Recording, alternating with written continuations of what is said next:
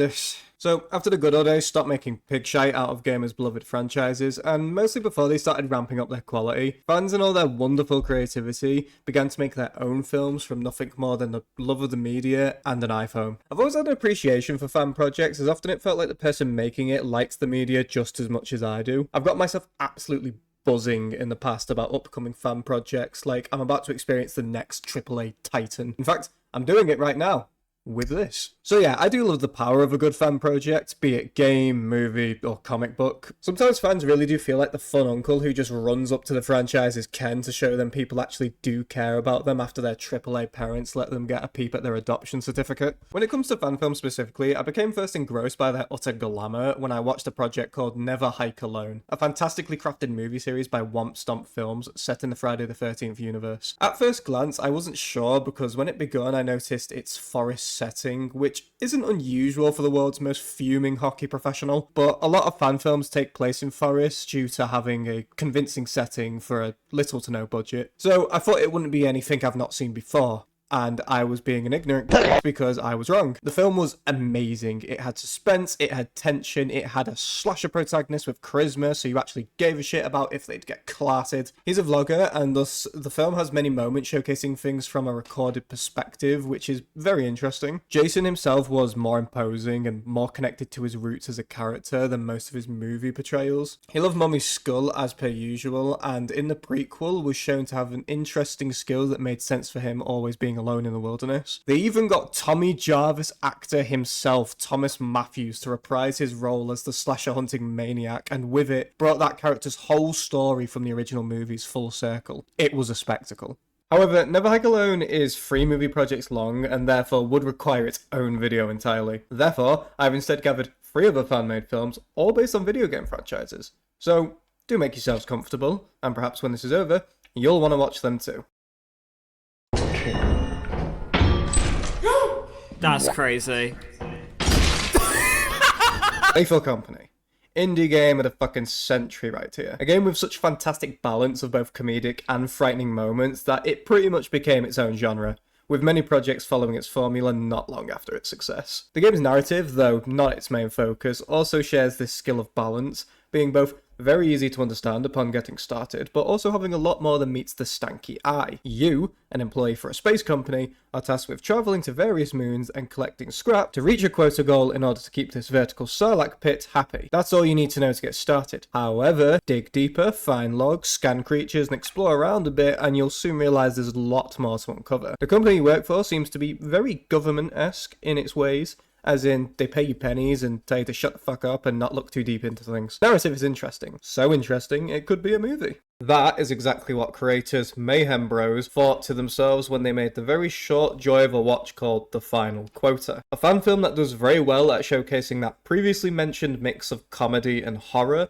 whilst also expanding on it by giving our usual groovy but silent protagonists much more personality to show off. This becomes apparent immediately when the film starts, with our goofy cast of employees breaking it down with dance moves stiffer than a 24-hour Viagra. Whilst dancing, they're talking and gassing themselves up, which reveals to us that these guys will, in fact, be speaking. That is when we're introduced to our runt of the litter protagonist, the new guy. Having the new guy on the job as our central character isn't exactly something we haven't seen in a film before, but given Lethal Company's unique setting, this is a very good use of the trope, I think. New guy begins questioning the rest of the team on if there's something perhaps more important they could be doing with their time right now, but he's quickly brushed off by the others. This conversation quickly leads to the new guy's first of many realizations about his new occupation, which is his co-workers are actually prisoners doing time at the company, giving a cool explanation as to why you all wear orange within the game. New guy is confused because he signed on willingly for the job, and his co-workers are even more confused as to why he'd do something so fucking daft. Suddenly, our heroes are cut off by their arrival to the next moon, Val.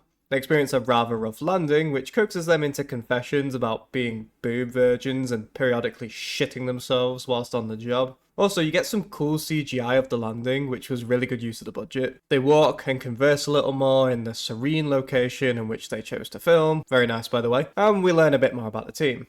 Mostly that they're kind of a bunch of twats and picking on the new guy. But also that One's a murderer, and another is a prisoner of war after fighting against the very company he is now working for. Another great decision in the writing here, I can't remember if there was a war mentioned in the game, but the utilization of it and using it as to why this guy is a prisoner who is now doing time for the company all works together very, very nicely. The last guy, however, worked with the company, and despite this, he's still part of the cannon fodder squad, proving that it's all the same to the company. This causes a brief tiff between the team, and then they reach the facility to begin collecting scrap. For a fan film, they managed to get themselves a very cool set for the entire upcoming facility sequence, so very much respect to the effort that it all must have taken to get this all together. Anyways, new guy almost touches a landmine like the silly Billy that he is, and he's stopped by the war veteran who then provides us with landmine lore. They collect some scrap and end up finding the bad mask. Good time to bring up that the actors here are actually pretty funny. Their characters are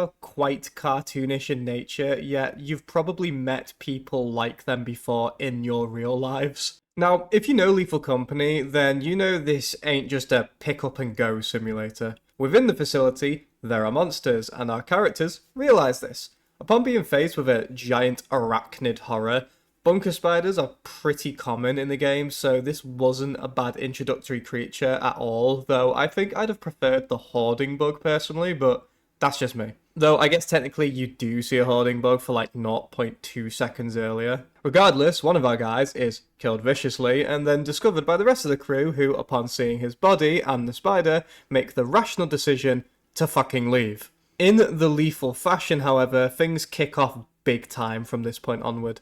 They scurry away just to find themselves confronted with a bracken, an awesome flower monster with great infamy in the games. They run from him as well in order to avoid rotisserie neck surgery, and then another bites the dust to a turret, a feeling that I myself am very familiar with. Be with me. Oh, fuck. Treachery then occurs when the last guy locks the door on our new guy in order to guarantee his own escape, taking the mask with him. You all already know. However, I actually lied because War Vet isn't actually dead just yet, and he decides on the self-sacrifice play in order to help the new guy escape, setting off the landmine from earlier and taking the bunker spider with him. New guy makes it back to the ship and confronts the traitor of the group, though he actually does let it go rather quickly, but turns out arguing was never really on the table to begin with because dumb put the mask on, which leads to a scuffle with new guy. New guy really proves his valor for becoming the first employee ever to wrestle one of these nasty fellas off him. He sets the ship to take off, and a genuinely very tense and engaging fight scene plays out between the two. New guy eventually lays the smack twat down on the possessed employee with a stop sign, and in an exasperated sigh of relief, turns the radio on and becomes a valuable asset to the company. And so ends the final quota. Within around 12 minutes, you're introduced to the world of Lethal Company, the creative world-building additions added to the game's lore by the writers, and our charismatic cast of cannon fodder. The CGI, which obviously is on a budget, works really nicely. All the scenes of the ship flying is very cool, and the bunker spider does make me shift in my seat a little bit. Honestly, the only thing I would change is the creature variety, because though the bunker spider was cool, we've seen giant spiders in plenty of franchises before. I'd say they should have given that guy in the bracken suit more time to shine. Overall, the final quota will give anyone that's even enjoyed Lethal Company a little bit a fun 13 to 12 minutes of their time, and I do recommend checking it out as I'm going to be leaving a link in the description of this video. However, now's the time to move on to a project that's a little more classic. Where's our money? Do you have my back? Always, Dutch. If you're a gamer, then you know Red Dead Redemption 2, and if you're an enjoyer of a good narrative, this series may very well be one of your favourites. But this ain't the bit where I start tickling the orbs of Red Dead 2 like many before me. No. Instead, I'll be singing the praises of the first Red Dead Redemption, and this fan film based on its story. Now, I loved Red Dead 1. I played it a multitude of times over the years before there was even an announcement of a second game, and I adored it each and every time, all the way through. John Marston was always my answer to the question, who is my favourite video game character? So you can imagine my absolute delight when Rob Wiedoff returned to play him in the more than worthy sequel. John and his story was just fantastic to me. A classic Western, and yet still felt like a narrative I was experiencing for the very first time. Set in a very interesting part of history, where it's not quite the Wild West setting in its prime, instead focusing on when civilization began to push out the ways of the lawless West. And we get to see a man who lived as an outlaw try to leave it all behind for the good of his family, who's now under threat by the new government. Almost sounds like it would work just as well as a movie, and well, here's a taste of that. So to say something right now, I believe having limited resources does thoroughly inspire creativity in people, so I always enjoy seeing how fan films will tick certain boxes with what they have to work with. And these guys have horses! Big shock for a Western, I know, but it's like did someone on the project just own them? Did they buy these horses specifically for this purpose? Like, it's amazing. And many compliments to the camera work done for the shots with these pure stallions riding out because it looks absolutely cinematic.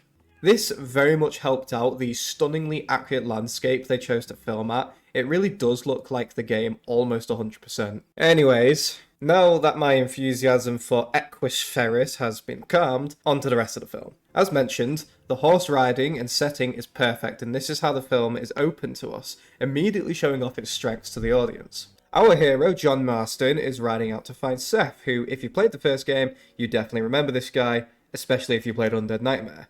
Donnie fucking loves necrosis. John dismounts from his steed and comes to meet Seth, and the guy playing Seth in this film was clear as day one of the best decisions made for this project. He looks like Seth, he sounds like Seth, and he sure does act like Seth. Though the narrative here doesn't follow the games to a T, it does have some direct quotes, and very fortunately for people who are familiar, Seth gets one of his best lines as an introduction. Goodbye, John Marston. It's been a great pleasure. So John backs and forths with Seth, very nicely imitating the dynamic and mannerisms of their roles within the game. Though less hostile from John's game counterpart, they do come to a shaky agreement to hunt down John's old buddy in crime, Bill Williamson. In exchange, Seth gets his hands on some gold that he lost his wife, kids and bath privileges over. Firstly, however, they need to recruit the help of one of the game's other more memorable characters, Nigel. They ride out together in another lovely sequence of travel that the filmmakers are very clearly proud of, and they make it to the town of Armadillo. Now, this scene brings into question the budget and resources available to our creators because this western town looks authentic and alive. It's incredible. It's suited for a cinema screen, it's so convincing.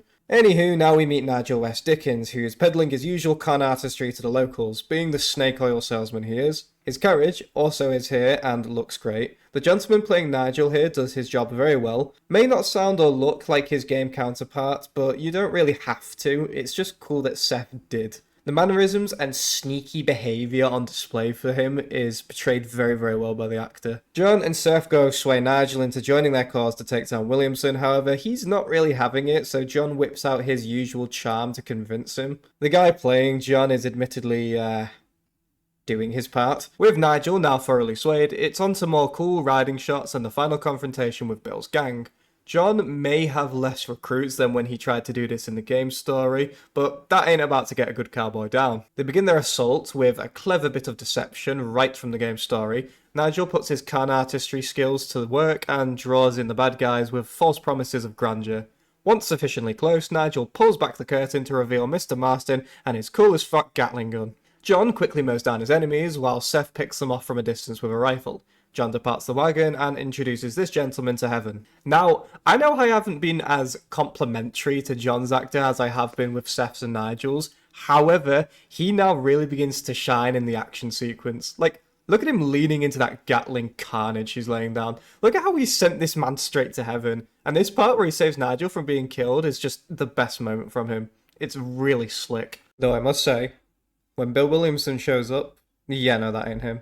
There is nothing about this guy that conveys the character of Bill, not his look, not his attitude, nothing. Bill swiftly escapes, and after a short confrontation on horseback, and John forgets that most of his moveset consists of range attacks. Despite Bill's getaway, there is still some room for success for our heroes as Seth manages to find his treasure, and...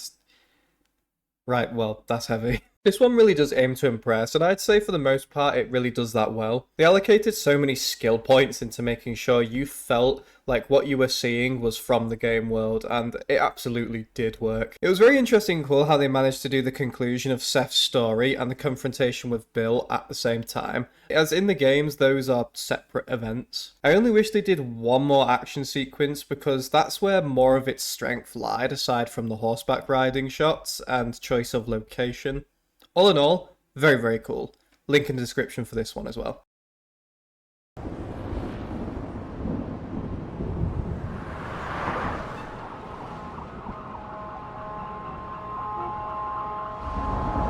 Yes, I'm talking about Sonic the Hedgehog again.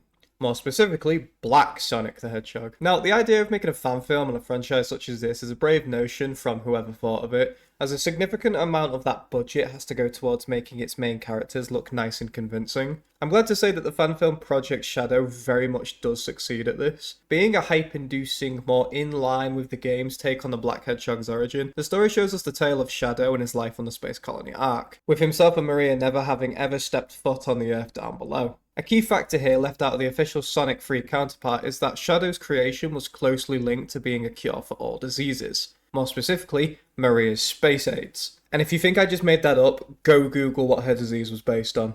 The timing of this project's release was very interesting, as it was not too long before the release of the official Sonic the Hedgehog 3 covering the same character's story. Shadow in this film is one stellar looking piece of computer technology for a fan project. Honestly, the only thing here is if you're watching in English, you're treated to the dubbed anime treatment of lip syncing, as the film isn't originally in English. But my commentary here is getting a little fragmented, so let's take it from the top. Right off the bat, this is my favourite shot in the entire film. Shadow stands atop the Red Bridge from Radical Highway in a very obvious imitation to one of his most iconic moments in Sonic Adventure 2. You can hear the sirens of the police closing in on his position, but it's just quiet enough to fade into Shadow's origin story. It very quickly delves deep into what Sonic 3 didn't feature in its version, about how Shadow was biologically engineered by Gerald, about his connection to the world governments and the Chaos Power, and very importantly, about Maria and her illness. You meet Gerald and Maria, and I would comment on the cartoonish accuracy of their looks, but Jim Carrey played the guy in Sonic 3, and it doesn't really get much more wackier than that. Also, they incorporated the Chaos Drives into the story and made them the centerpiece of making the Ultimate Life Form. I can't actually remember if the Chaos Drives actually had lore in the games, but that was really cool. It's revealed that this lore dump is actually a rather odd bedtime story Shadow was telling to Maria, to further make the promise that one day they'll see the Earth together. Shadow has no roller skates here, and it's quite odd to look at. Anyways, Shadow proceeds to the observation room and converses with Gerald on the Earth's beauty. Gerald concurs, but makes a very accurate political statement on the behaviours of humans constantly finding ways to get into conflict and destroy each other, something he himself will later be guilty of. Shadow asks about the progress on Maria's cure, but Gerald states that Shadow's DNA is far too chaotic to make any progress yet, much to his disappointment. It's in these interactions where they nicely show off a different Shadow to what the audience is familiar with. He isn't exactly Sonic level of bubbly, but he's much more positive and capable of playfulness than what he later becomes. I imagine that as a perk of having approximately 0 dead mates at the time. And the absolute girth of the arc showed off because, as the games know, it wasn't just the Eclipse canon, it had a whole shebang built around it. We then get a musical compilation of Shadow and Maria spending time together during their daily lives, further showcasing that previously mentioned more playful nature of Shadow at the time, as well as the dynamic of the two characters. Shadow then receives his air shoes, and we get some of what I felt the otherwise fantastic official Sonic 3 movie was missing, which is an elongated skating scene. Then, through some security cameras, Gun chats some mad shit and Shadow engages in a downtrodden discussion with Maria about feeling trapped. Then, suddenly the film does something really awesome, which is have Shadow come across his chaos control ability. This segment is done so beautifully. The decision to show us Shadow using this for the very first time and not knowing what to do with it was great just on its own, but the visual representation of it all going down, just to see from the cameras that it all happened within a fraction of a second, was awesome. I like how he quickly resorts to calling out for Gerald and going to look for him, showing us that he lacks the independence that he is very well known for later down the line. Gerald and Maria discuss the new developments with Shadow, and afterwards Shadow waddles around in his socks and struggles some more. With Shadow becoming a bigger wildcard than anticipated, Joe begins to run tests on his powers. Shadow struggles at first, but then manages to release what I believe was a Chaos Spear, causing Gerald to quote Jim Carrey. I was not expecting this, but I was expecting not to expect it. So, it doesn't count. Gunn chats some more shit and decides that the Ark and all of its residents need to go meet God. Gerald and Maria talk about Shadow as he sleeps and come up with the idea of the inhibitor rings to ground Shadow's powers, just in time for Gunn to rock up to the Space Ken and cock up everyone's day. Shadow immediately enacts his Second Amendment right and kicks the goons with his video game poses. This clearly gives our protagonist a taste for box art poses and uses chaos control to disarm and point a pistol at the bad guy. However, the red haze Shadow was about to usher in was cut down by Maria reminding Shadow that killing is in fact bad, even if they were trying to kill you, hitting us with that Undertale morality system. Shadow and Maria run and hide from Gunn, right after Shadow twats a few more of them. They are eventually found out, which results in the heartbreaking moment all fans are all too familiar with, where Maria is forced to send Shadow away in a pod before succumbing to a gunshot wound she received as a result of being found. The music in the scene really does get the emotional cogs turning. The pure panic in Shadow's voice when Maria is shot, and the shock on his face once the realization of what just happened hits him, it just hits like a ton of bricks. The film ends off on Shadow's descent to Earth as Gerald's voice swears vengeance on humanity, finally switching and then fading from his infamous execution video. Project Shadow is best summed up in one word, that being faithful. It's an almost immaculate adaptation of the game's events, and it builds upon them brilliantly. Going forward, the creator of this project seems to be branching off into his own kind of story universe, with not long ago showcasing Black-Hearted Hero that features Rouge, an important character to Shadow and his story going forward. The Chaotix are also featured, and they probably are the best looking CGI creatures from this creator. And that rounds off my video. I loved this. I loved getting invested in things clearly made for the love of the games. I loved getting invested in the passion and motivation that inspired those into making it. It felt a lot more satisfying than giving £1 million companies a pat on the back. I will be continuing this format of video as it's just so damn fun, to be honest. Thank you so much for watching. It was a great time all around, and bye bye!